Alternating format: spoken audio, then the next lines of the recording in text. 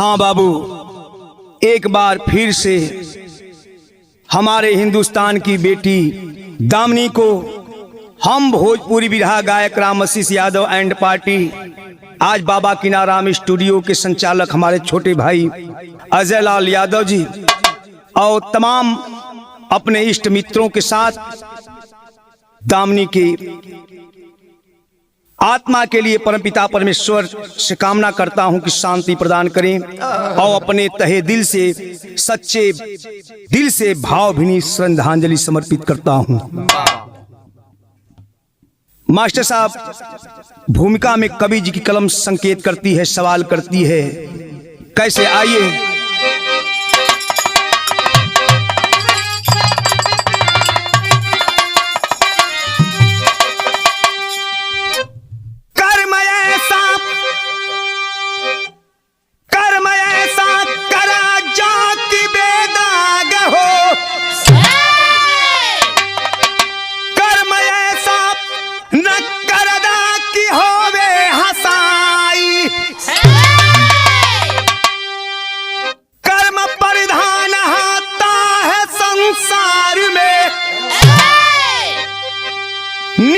कर्मों से होती सदा ही हंसाई,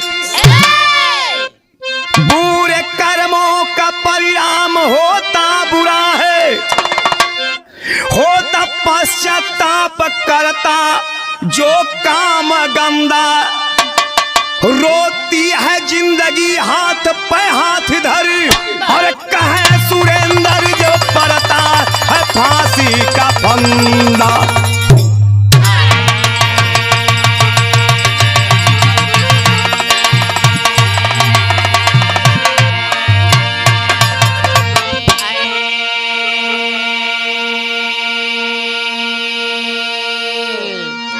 बाबू, बुरे कर्मों का परिणाम होता बुरा है, होता पश्चाताप करता है जो काम गंदा, रोती है जिंदगी हाथ पर हाथ धर, कहे सुरेंद्र जब पड़ता है फांसी का फंदा।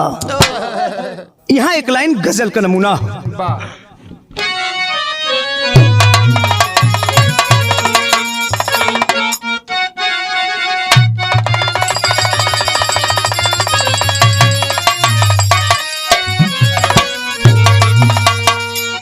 गजल से आपसे भैया लोग चिर परिचित हुए, लेकिन बिरहा के भाव में कवि जी बड़ा सुंदर बात लिखत हुए।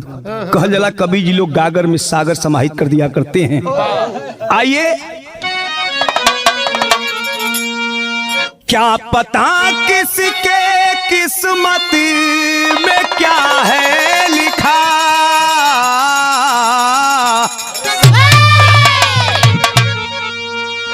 क्या पता किसके किस्मत में क्या है लिखा, जिंदगी कौन जाने किधर जाएगी, जिंदगी कौन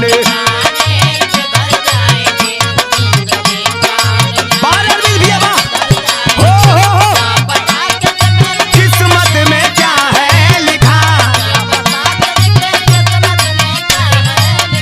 जिंदगी कौन जाने किधर जाएगी, जिंदगी कौन।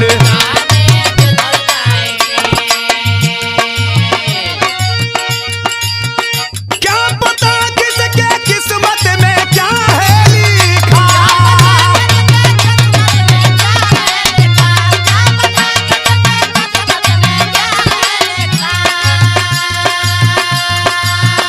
क्या पता किसके किस्मत में क्या है लिखा, जिंदगी कौन जाने किधर जाएगी, छीन लेगा खुशी वक्त कब बेरहम, छीन लेगा खुशी वक्त कब बेरहम, ये बहारों की दुनिया उजड़ जाएगी, ये बहारों की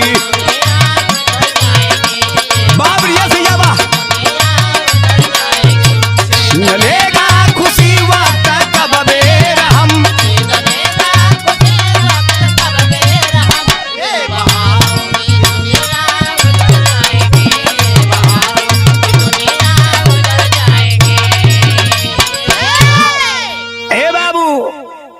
कोई नहीं जानता।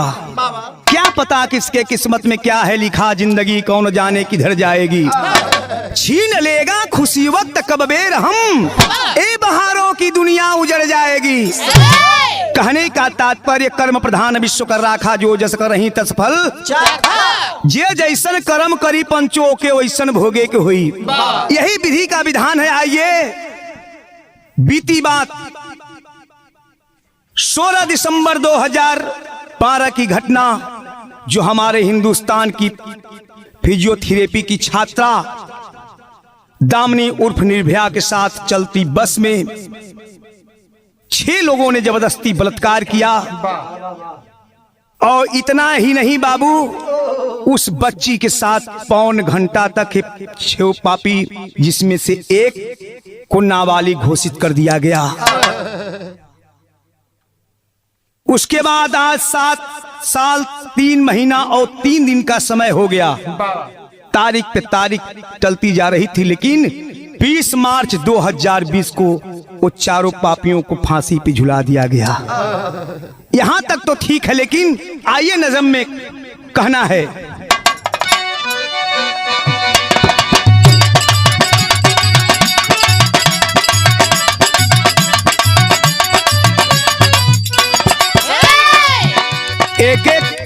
एक एक पॉइंट ख्याल रहे। कवि जी ने कुछ लिखा है। क्या लिखा है? मानव होकर के मानवता जो कि खोते हैं, मानव होकर के मानवता जो कि खोते हैं, जिंदगी पा करके भी घुट घुट सदा रोते हैं।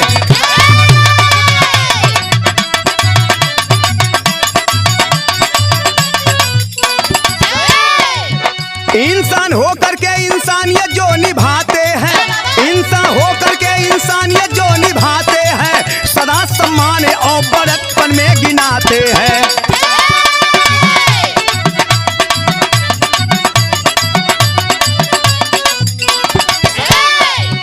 हुआ था गैंगरेप, हुआ था गैंगरेप,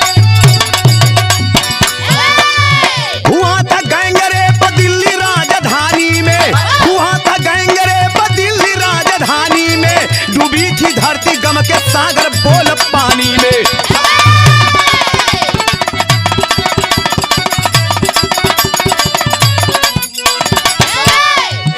हमारे देश की राजधानी दिल्ली, दिल्ली की धरती पे एक लड़की के साथ, हिंदुस्तान की बाला के साथ गैंगरेप हुआ। इतना ही नहीं, और क्या? नीच अधर्मी 5 बस में बलात्कार किए, नीच अधर्मी 5 बस में बलात्कार किए, धर्म की धरती को कुकर्मी दागदार किए।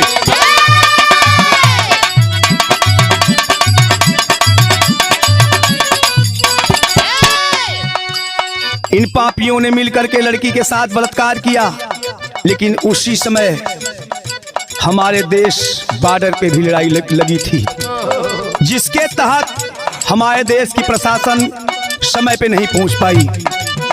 1.5 पौने 2 घंटे के बाद प्रशासन ने FIR दर्ज की, वो भी 3 थाना के अंतर्गत की बात रही।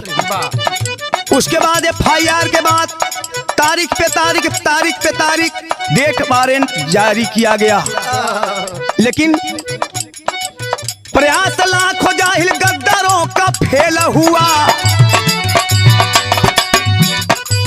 प्रयास लाखों जाहिल गद्दारों का फेल हुआ, लगी हथकड़ी बेड़ी दुष्कर्मियों को जेल हुआ।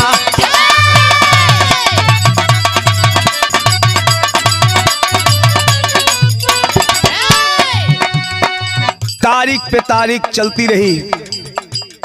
पहली डेट वारंट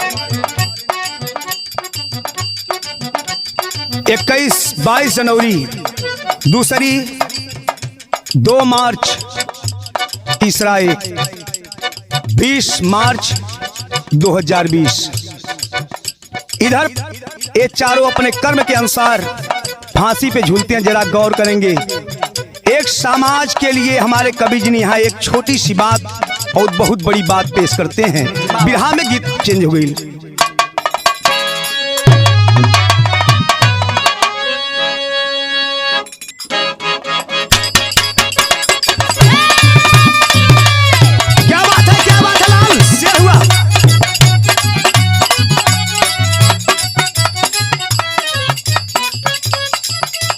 कौनो दुल्ही कौनो दुल्हा मोबाइल फोन पे बतियावत हो, दुल्हन समझावत रहे कैसे, ए हो हमारी सोनावा,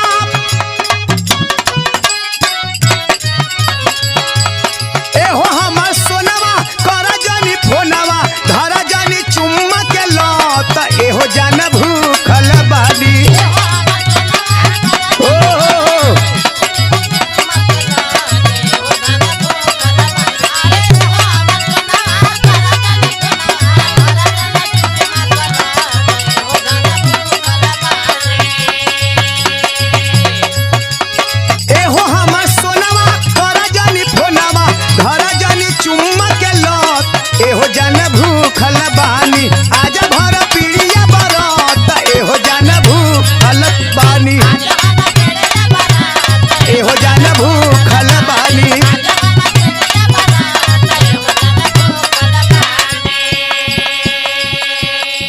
ए बाबू, इधर एफआईआर के तहत 5 आरोपी जब जेल में जाते हैं और इस घटना से 4 आरोपियों के घर वाले जब अवगत होते हैं, आंखों में आंसू लेकर के परिवार के सदस्य आपस में बात करते हैं। क्या गमगीन माहौल रहा होगा, गौर करेंगे।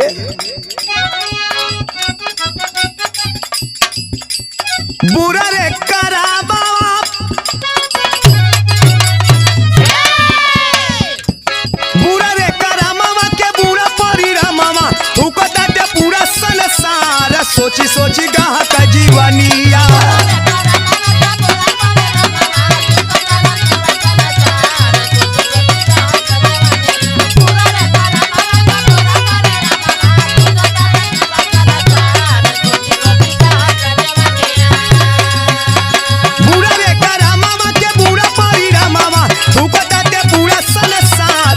सोची गाह का जीवनिया, ताना मारे गहुआ जवान, सोची सोची गाह का जीवनिया।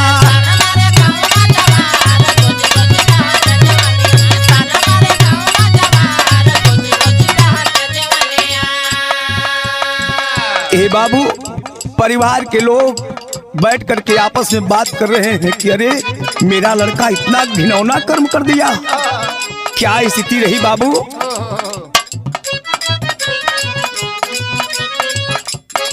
रोक पाए न चढ़ली जवानी के हो, रोक पाए न,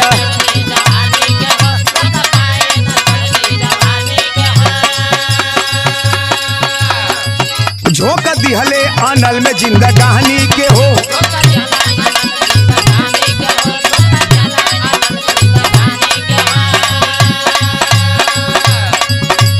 डूब गइल गमवा में सारा परिवारवा, शिथिल भइल चंदवा सितारा, सोची सोची गाह का जीवनिया।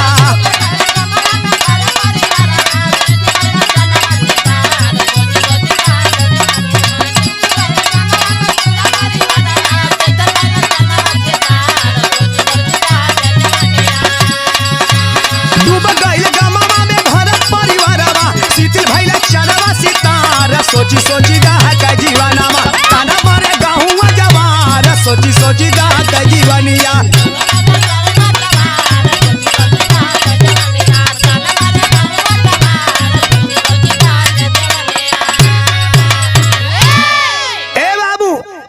इधर जब इस बात से अवगत हुए बलात्कारियों के घर के लोग बड़े ही परेशान हैं। शोकानुकूल वातावरण बन गया है बाबू। घर के सदस्य सभी आपस में रो रहे हैं, रो करके बात कर रहे हैं। लेकिन इधर देखिए, जब ये 5 आरोपी जेल में कैद हुए, यही शरीर में, यही देह में 2 गो मन होला, एक के कहला बढ़िया, एक के कहला खराब हो। लेकिन जब आरोपी 5 जेल में गए तो आपस में बात कर रहे हैं। बात क्या कर रहे हैं मास्टर? गीत बदल गई।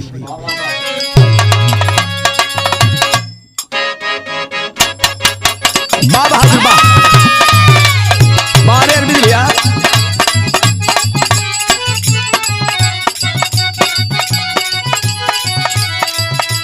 यह गीत है लगा करा दी,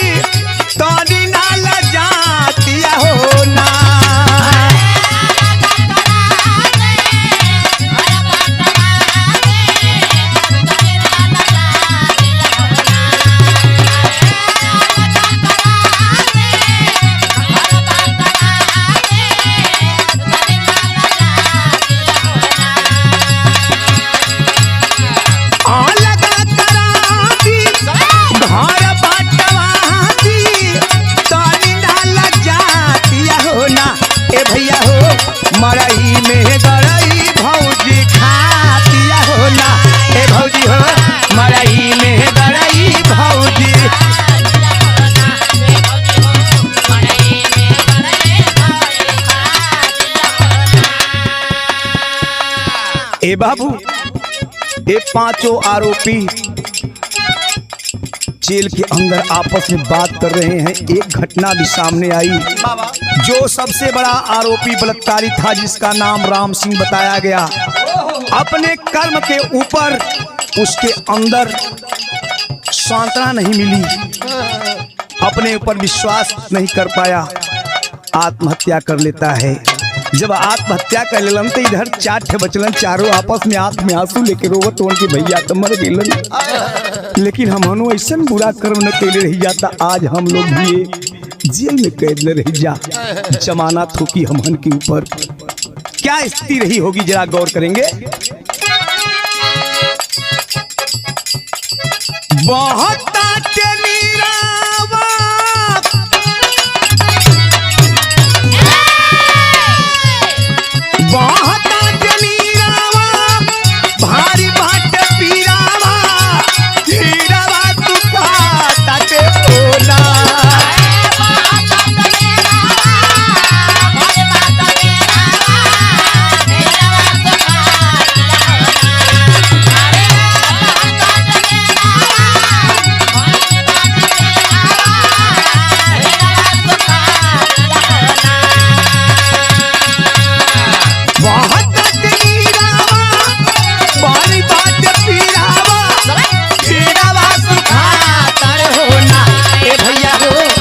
सोची बतिया पछताते होला, ए भैया हो सोची सोची बतिया पछताते होला।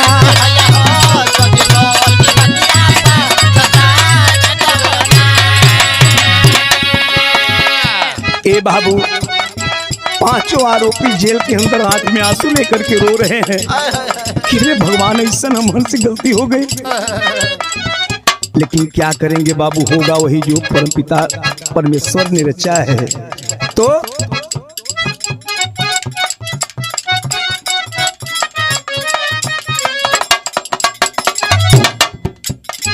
लाख प्रयास कैले फेल भइल अकील,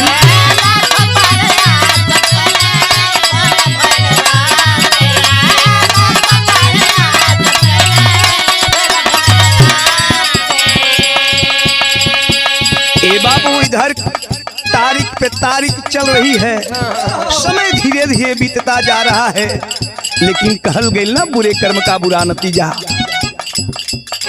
अरे लाख प्रयास कहिले फेल भइल अकील,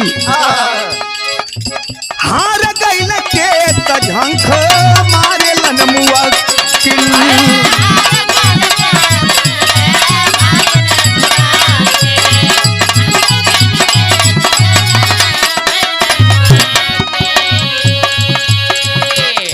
रोवत परिवारावा पीटी के कपारावा, सबे घबराते होला।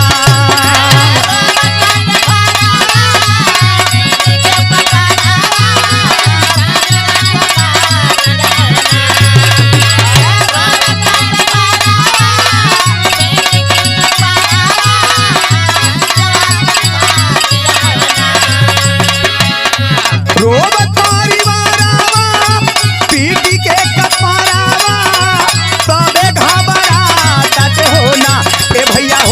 सोची सोची बतिया पछताते होला, ए भैया हो।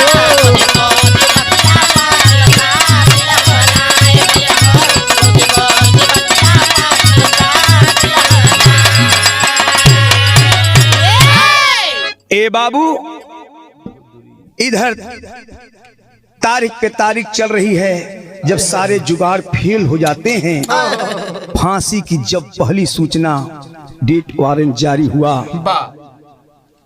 21 या 22 जनवरी को, इधर जब घर के परिवार के लोग सुने, गमगीन माहौल है, आपस में रो रहे हैं। लेकिन इधर देखें बाबू, पहला आरोपी पवन गुप्ता, घर की क्या स्थिति है, क्या बिरहा में गीत बदल गई मास्टर।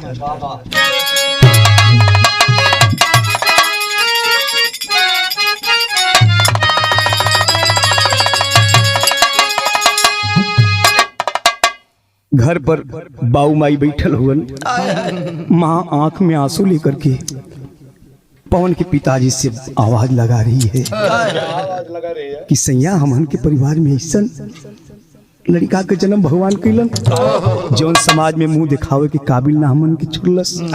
एक तरफ तो ये बात है, लेकिन माँ के दिल में ममता भी है अपने बेटे के प्रति। का सोचत थे वो मतारी हो।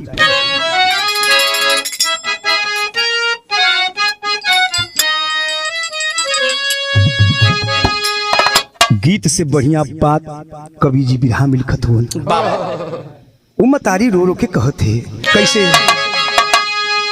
अरे सोचला सपनवा गइले, ये रोत है सोचत है का सोचले रही जसैया हमन के।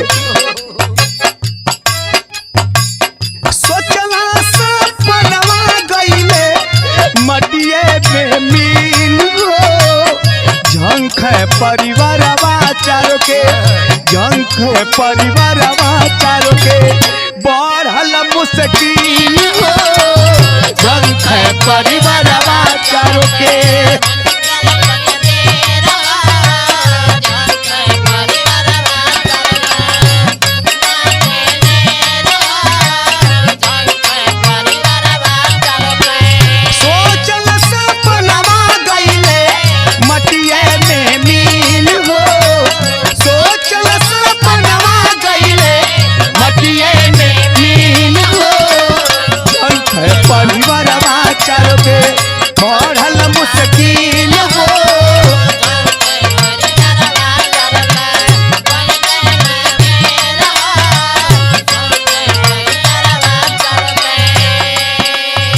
ए बाबू मतारी बतावत है कि सैया जिधर हमन के जाइला रास्ता में मर्द मेहरारू देखलन तो कहलन कि है पवन गुप्ता के मतारी जाते।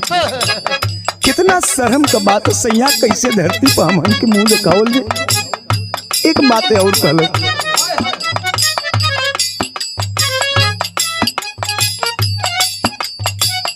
फसिए पे झूली गईले आलर आलर फूल हो,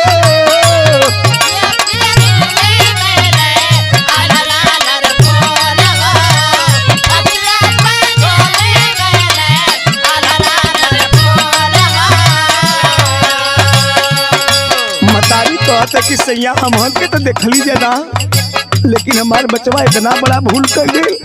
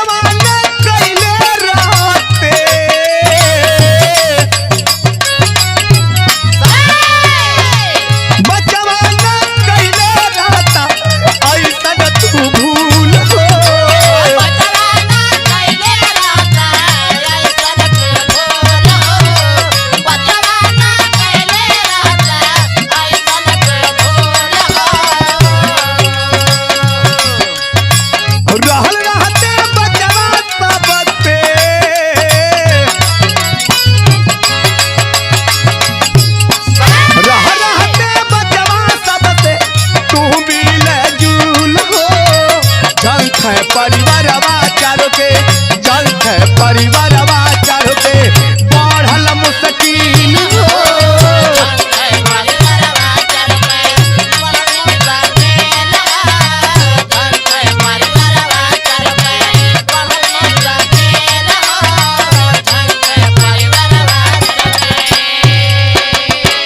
ए बाबू गौर करेंगे, पवन गुप्ता के पिता जिनका नाम हीरालाल गुप्ता बताया गया बाबू, फलों की रावड़ी दुकान लगाते थे जो दिल्ली के रविदास कैंप में परिवारों का निवास करता है।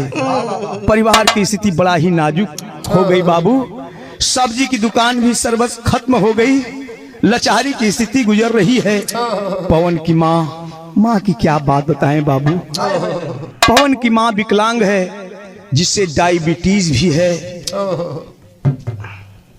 बुरे कर्म से हंसता परिवार आज खंखर हो गया। इधर तो पवन गुप्ता की कहानी रही बाबू, लेकिन देखिए इधर विनय शर्मा की क्या स्थिति है। क्या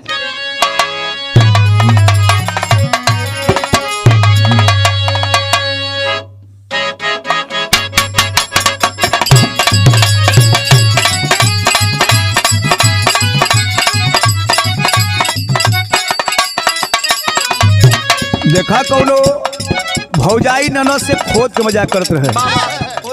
हाँ वो खोद के मजाक करते रहे। बतावत है ननद भौजाई से, गईले उ जब से हो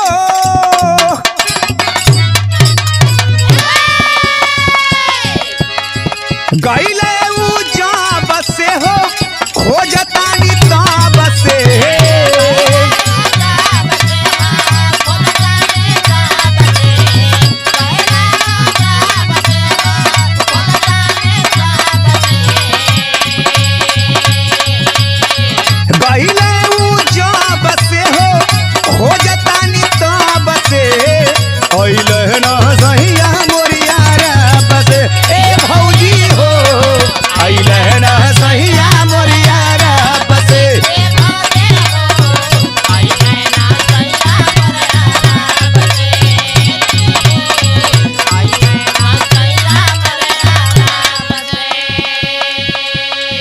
ए भैया।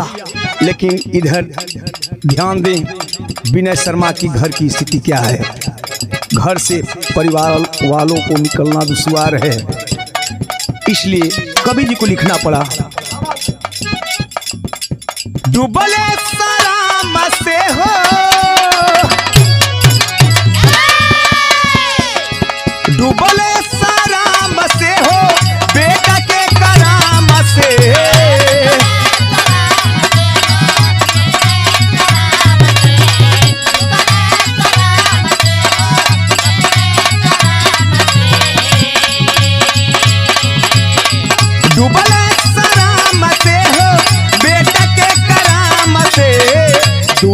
कहले जा बाटे गम से ए भैया हो, दुख त कहले जा बाटे गम से ए भैया हो।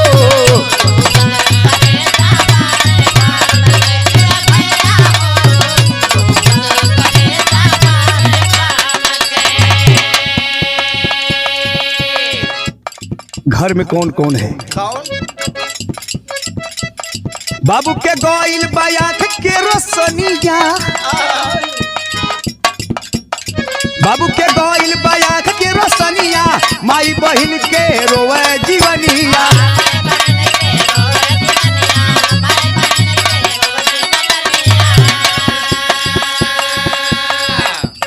छोटी बहन भी बीमार नित्य रोहे,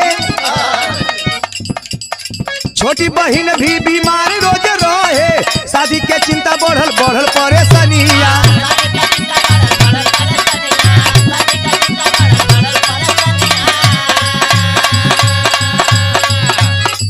घिरल उत्तम से हो व्याकुल धर्म से,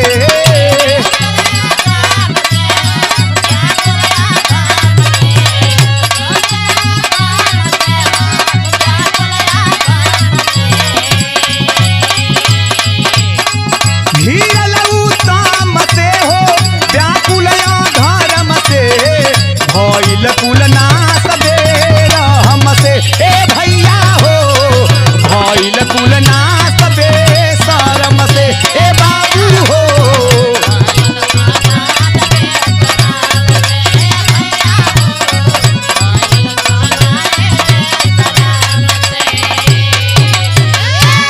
ए बाबू, विनय शर्मा के पिता की आंख की रोशनी भी जा चुकी है, जो ठेके पर एयरपोर्ट में काम करके परिवार की जीविका चलाते हैं। इतना ही नहीं बाबू, घर में माँ भी बीमार है, जो डायबिटीज की पीड़ित से भी पीड़ित है। एक बहन है, वो भी डायबिटीज से पीड़ित है। और सबसे दुख की बात तो ये है बाबू, बाबा क्या, कि दूसरी बहन जो शादी योगी हो चुकी है। चिंता सता रही है माँ बाप को कि आखिरकार मेरा बेटा ऐसा कर दिया, कौन मेरी बेटी से शादी करेगा, जबकि विनय शर्मा ही घर का परवरिश करता था। ऐसा कर्म किया कि परिवार तबाह हो गया बाबू। इधर तीसरे आरोपी अजय कुमार की क्या स्थिति है? क्या बिरहा में गीत बदल गई मास्टर।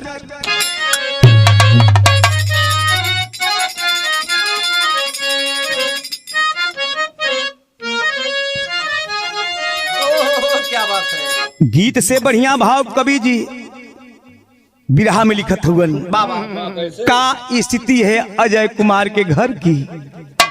कहना है मास्टर,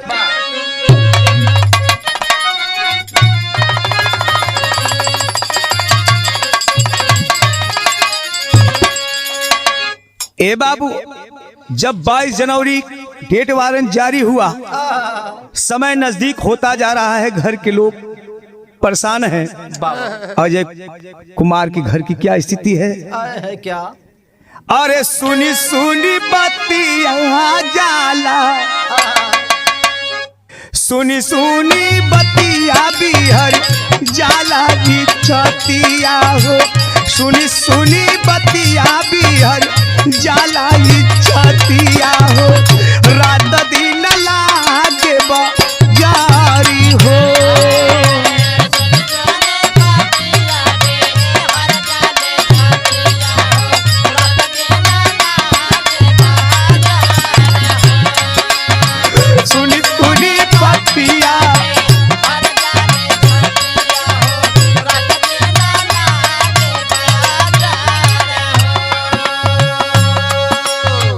ऐसा करा बाबा तू कैला सुगनावा हो, ऐसा करा बाबा तू कैला सुगनावा हो, कुलवा के कैला बंजार हो।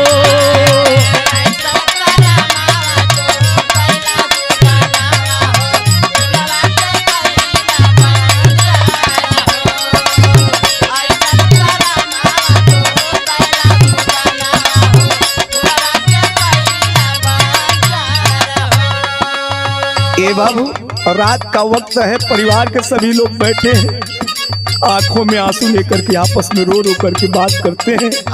माँ बाप दोनों और मनही में अपने एक बात को मतारी कहते, पंचों क्या कहते, छोड़ के बिहार गईला दिल्ली में कमाए, अब बिहारी के साथ जिंदगी बिताए तो सोची सोची रोवे माई बाबू अब गुजारिया हो, सोची सोची रोवे माई बाबू अब गुजारिया हो, रोका नहीं पौला लार हो, सोची सोची रोवे माई बाबू अब गुजारिया हो, रोका नहीं पौला।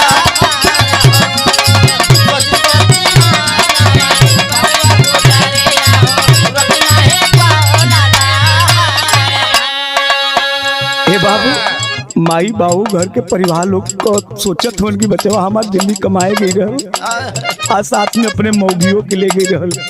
अरे बाप रे बाप, इतना गंदा कर्म मार बेटवा कर दिलस। इधर जेल के अंदर मुकेश भी सोचा था का गम के सगारा में डूबल परिवार हो, आझांक मुकेश धरी जेल में सुधारी हो, फांसी के रसरिया में फसल गर्दनिया हो, फांसी के रसरिया में फसल गर्दनिया हो, ताना मारी पूरा लड़ा जारी हो, फांसी के रसरिया में फसल गर्दनिया हो, ताना मारी पूरा लड़ा।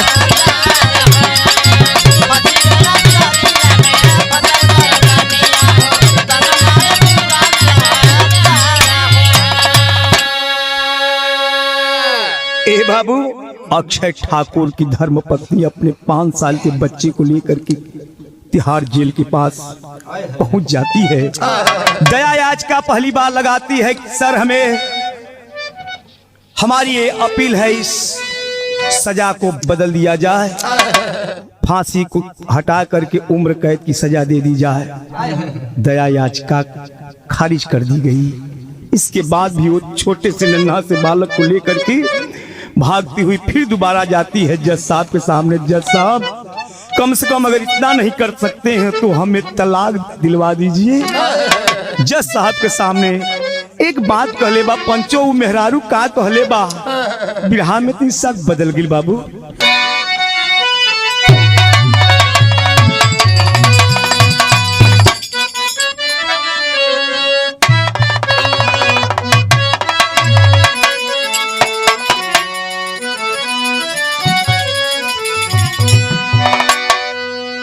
की होठवा मद के गगरिया दूनों नैना बकटरिया। लेकिन बिरहाम भाव लगल कि झर झर बरसे नजरिया जैसे भादो के बदरिया।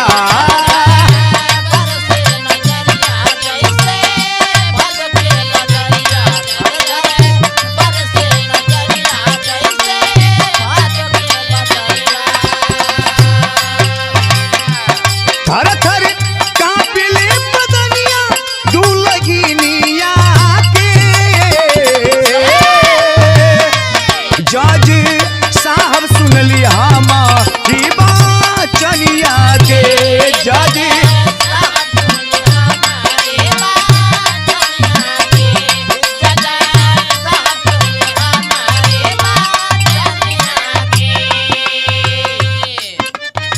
एक बात वो औरत और कहती है, बाबा क्या? आल्हरे सुगानावा बागों दिया में मोर हो, बांधल रसारिया के दाना तू तोड़ हो।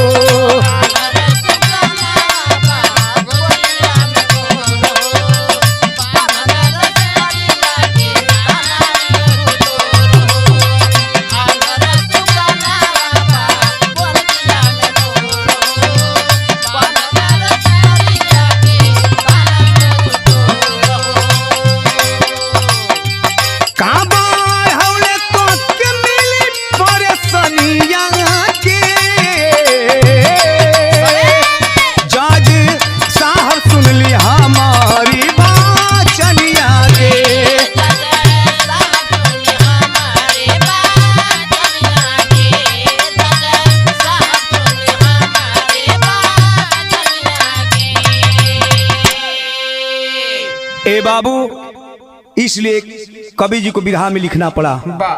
टेरी का संकेत है।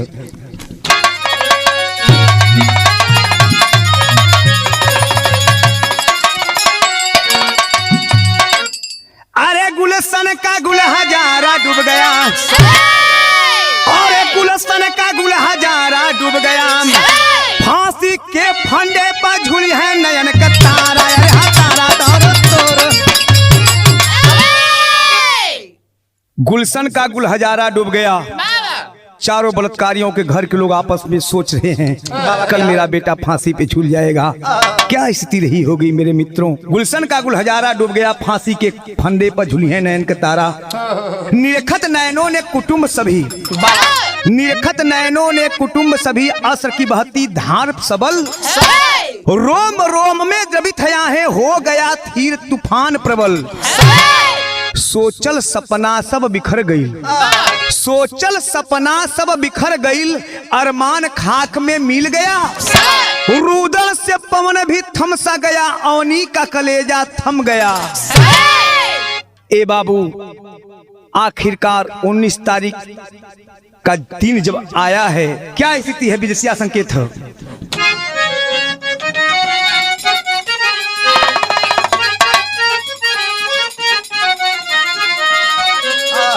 क्या बात है? अरे रोई रोई बीत दिनवा रात परिवार लेकिन नहीं सूझेला हई उपैया बाबूजी आ केसिया लड़त पारी हुआर खंजर हई गईले आ 7 साल लड़ाली लड़ैया बाबूजी।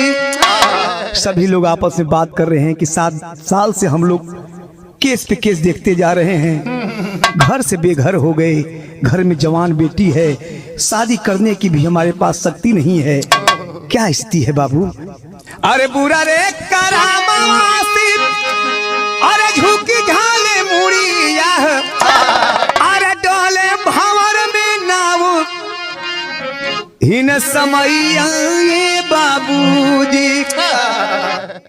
कवनो अकिल नाही लागल दुष्कर्मियन के, आ फांसी वाली आ गईली हई समैया बाबूजी।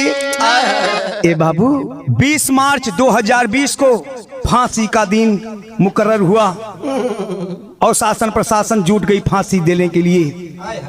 इधर 19 तारीख की शाम को चारों बलात्कारियों के घर से पूरा परिवार मिलने के लिए जाता है, लेकिन परिवार को मिलने नहीं दिया जाता। आखिरकार बाबू 20 मार्च का दिन सुबह 5:30 पे फांसी होने वाली है। चारों आरोपी फांसी पे चढ़ने से भागते हैं, कपड़ा कोई नहीं पहनता है। 2-2 4-4 प्रशासन के लोग मिलकर के जबरदस्ती कपड़ा पहनाते हैं और ले जा करके फांसी पे झुलाते हैं।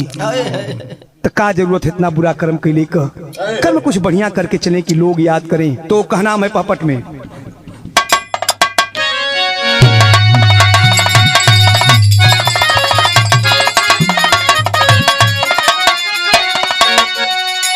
डूब गई धारे में सकल जीवनिया चनिया काटे में, डूब गई धारे में सकल जीवनिया चनिया काटे में, और खाक भइल सुघर पावल जीवनिया चनिया काटे में।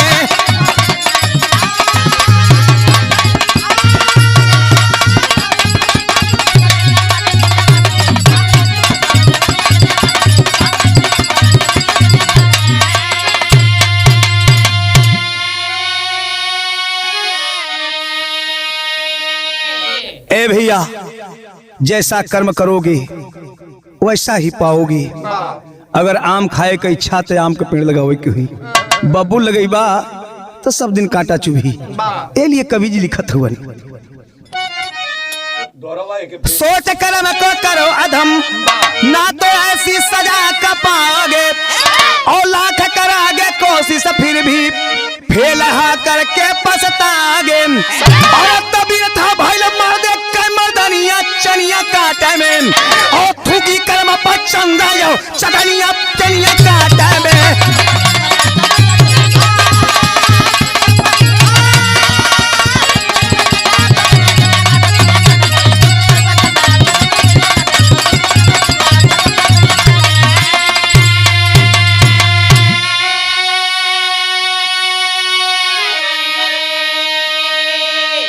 बाबू मरना तो सबको है, एक न एक दिन सबको जाना है, लेकिन ऐसा कर्म करके चलो कि लोग मर जाने के भी बाद याद करें। तो आल्हा में संकेत है, आइए।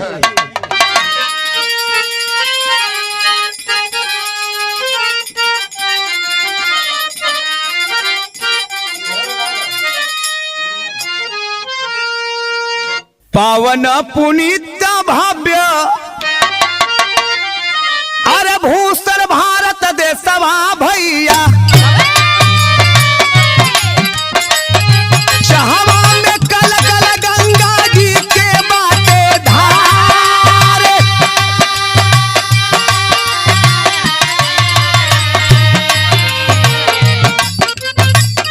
जहवा में संत मुनि जोगी पैदा भइला ये भैया,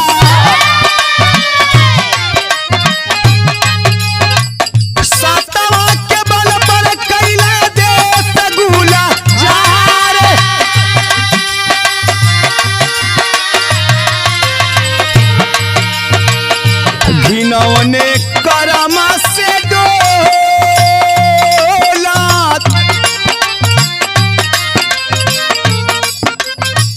घिनौने करम से डोला पिया आज धरतिया पंचो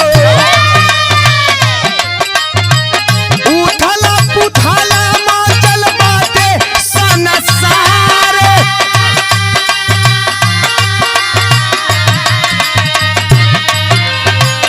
मिलल दूसर कर्मियन के फांसी के खबरिया ये भैया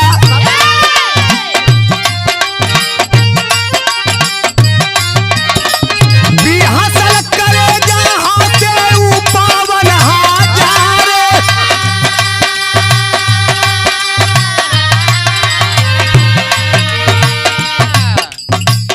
थमल पवन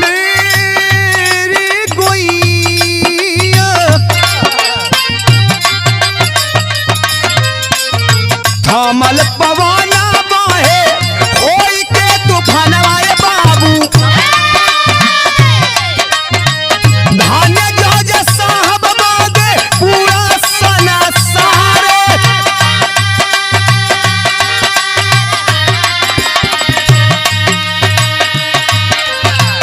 करबा जे ऐसन ये बाबू हो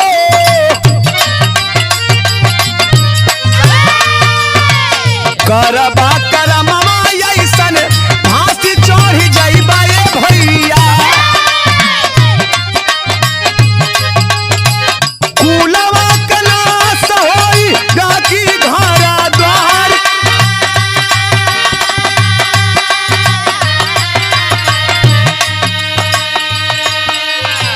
ए बाबू आखिरकार 20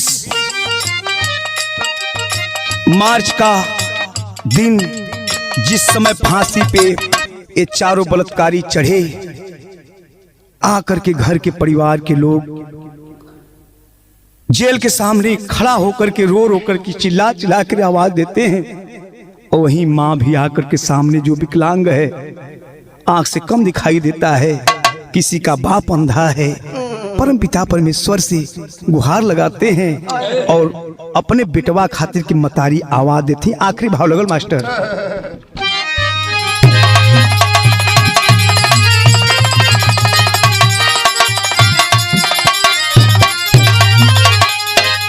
अरे तखिल के माई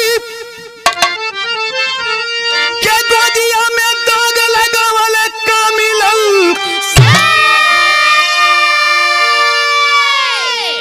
गलत काम करके सोचा दिल जलवले का मिलल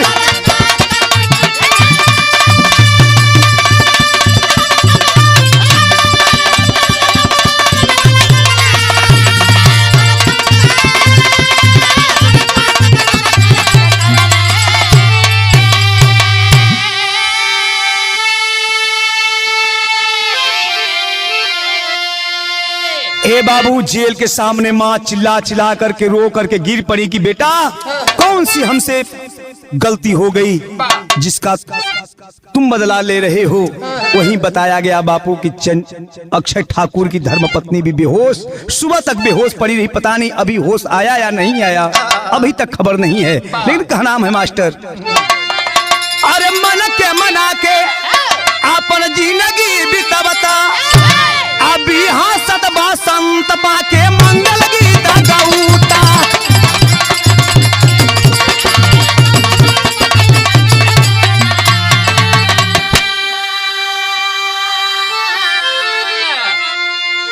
अरे मन के मना के अपन जिंदगी बितौता अभी हंसत बसंत पाके मंगल गीत गौता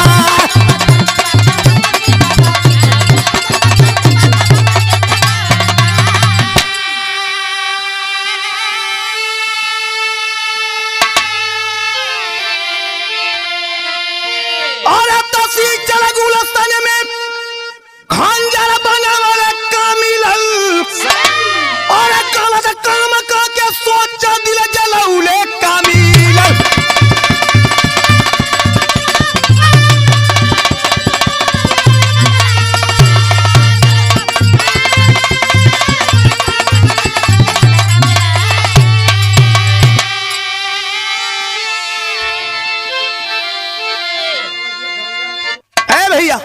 जेल के सामने चारों आरोपियों के परिवार के लोग खड़े हैं और माँ आवाज देती है, एक बात कहती है। क्या कहती है मास्टर?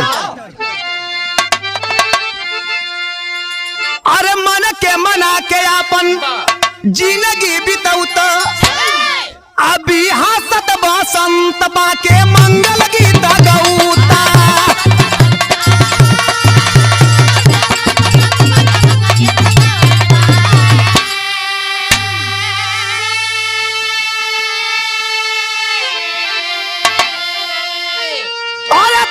चल गुलशन के खंजर बना वाले का मिलल, तो गलत काम का के सोचा दिल जलौले कामी।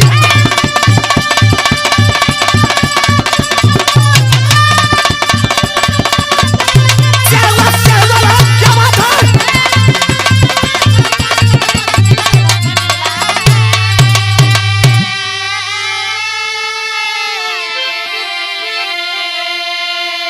ए बाबू, सभी लोग यही कह रहे हैं कि बेटा अगर तू ऐसा गलत काम नहीं किया होता तो आज तू इस स्थिति में नहीं रहता। यही लिए हम कहिला किया हुआ उपकार कभी व्यर्थ नहीं जाता और करनी का फल दुनिया में देते भाग्य विधाता। कहना मास्टर, अरे बुरे कर्म का बुरा नतीजा मिलता है, परिणाम है। रोई रोई जिंदगी बीतेले सुबह हो शाम हो।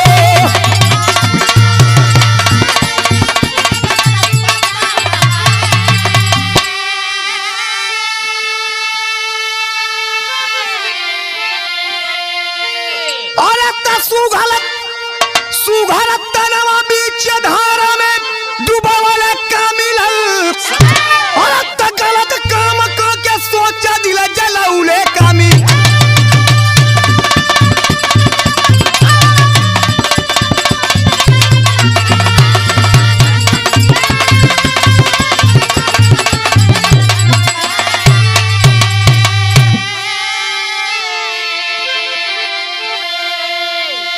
ए बाबू, आखिरकार सुबह का वक्त है 5:30 पे, जिस समय चारों बलात्कारियों को फांसी पे झुलाया गया, उस समय की बात कवि जी दर्शाते हैं। अरे 20 मार्च 2020 के चढ़ी गईले फांसी है, अशोक सिंधु में डूबल। अरे शोक सिंधु में डूबल बाटे काबा यौरी काशी हो।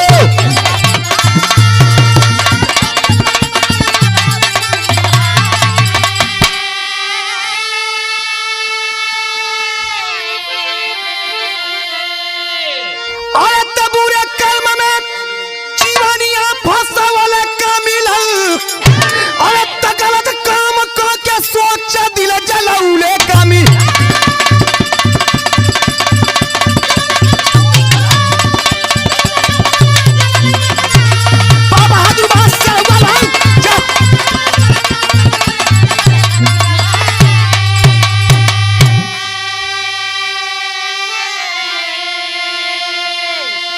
भैया, यहीं से हमारी कहानी समाप्त हुई और अपने खानदान का परिचय।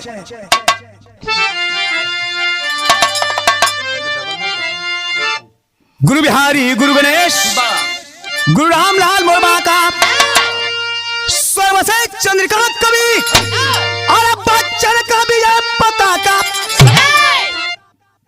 कि गुलशन का गुल हजारा डूब